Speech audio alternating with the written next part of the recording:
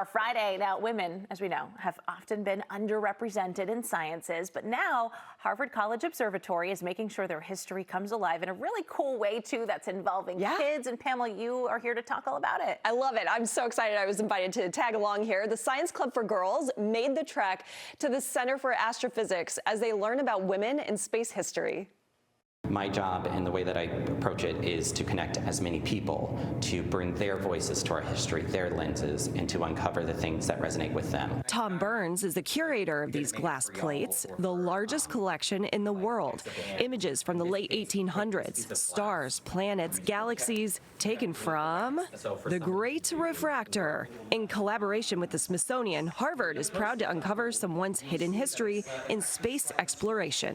These women behind me were responsible for classifying over 400,000 objects in the universe. The women analyzed over 500,000 glass plates like this.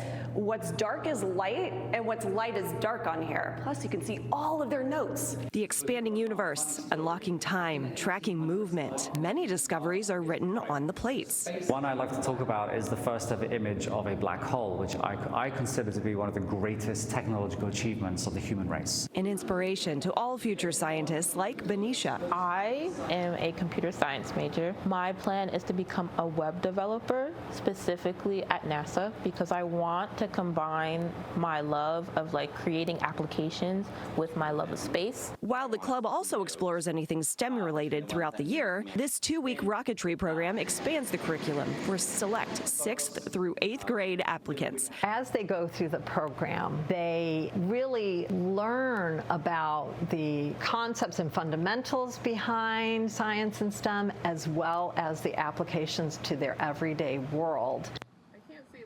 Awesome stuff. The rocketry program continues next week with the girls creating and building their own rockets, then launching them. A favorite, this program for the girls and the mentors who return after they age out of the club every year. So it's just constant giving back, giving back. For a link to apply to the club or to volunteer with this nonprofit, check out our website for more information. Gives me hope for the future. It's amazing so stuff cool they're doing. To see the girls talking about what they're passionate about, and that it's in STEM too. I love that. Exactly, and all throughout the year, they have multiple programs with STEM, so they learn about everything and anything. So cool, and maybe good for parents to know at home who have a kid who maybe is interested in that. All right, let's talk some weather now, continuing on the science train. Yeah, let's go. So our temperatures the next several days, amazing. The weather conditions are just picturesque. If you have any plans to be outside, launch your own homemade space rocket, why not? Temperatures in the 70s and not much of a breeze. We do have a light wind coming in offshore, so those sea breezes will keep us a bit cooler along the coast compared to inland. Sunday, 86 degrees, and the humidity cranks up ever so slightly. Today, though, the dew points are in the 50s, and it feels so comfy out there with the dry air mass. 76 right now in Boston, and just a very subtle breeze from the southeast. First alert live radar, a whole lot of nothing, but on the satellite imagery over top, which we use from satellites from outer space, see, it all connects here.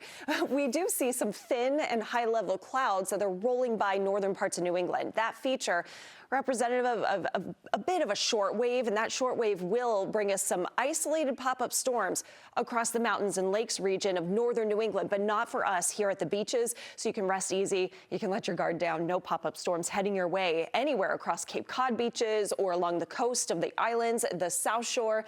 Wave height's about 1 to 2 feet. It's so pleasant, and the water temp is going to be very comfortable as well, as we've had this continued east onshore flow.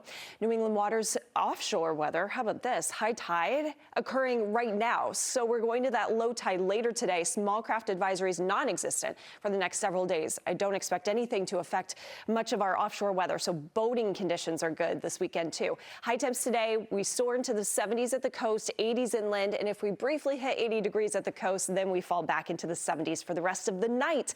And in the night sky, as we look to the stars, the moon outshining many of the stars with the full sturgeon moon, officially full at 3:55 tomorrow morning. So moonrise in Boston, 7:55, and many names for this particular full moon. Low temps tonight in the 50s. It does get rather cool tomorrow morning. With the cool start to your day on Saturday, we heat things up yet again to high temps in the 80s inland, 79 degrees at the coast. Sunday, it's going to be hotter, but both days are respectively beautiful in each and every way. So I can't pick. Both days are awesome. Match day forecast, soccer game going on, or football, however you want to call it. I call it soccer. I grew up playing soccer, but you know, New England Revs here, 5, 7, 9 o'clock, all throughout the evening. It will be so nice and comfy, and you don't need any kind of rain gear whatsoever. We keep away any rain chances the next several days. Area of low pressure here, it's going to be far to the south and east and offshore, not even giving us so much of an issue with the waves or the current risk either. It is remaining low throughout much of the week. So with that, we don't have a lot of activity or rain chances until the midpoint of next week or the end of next week as well. Stays nice and dry. Watching the tropics, that disturbance has a very low chance of development and then a moderate chance for development for another disturbance off the coast of Africa. Still watching that another 1 to 2 weeks with any sort of impact, but it looks like it will be out to sea. So no impact here locally with the tropics for now. Here's a look at the 10-day forecast. We turn hazy, hot, humid by Monday with a high of 91.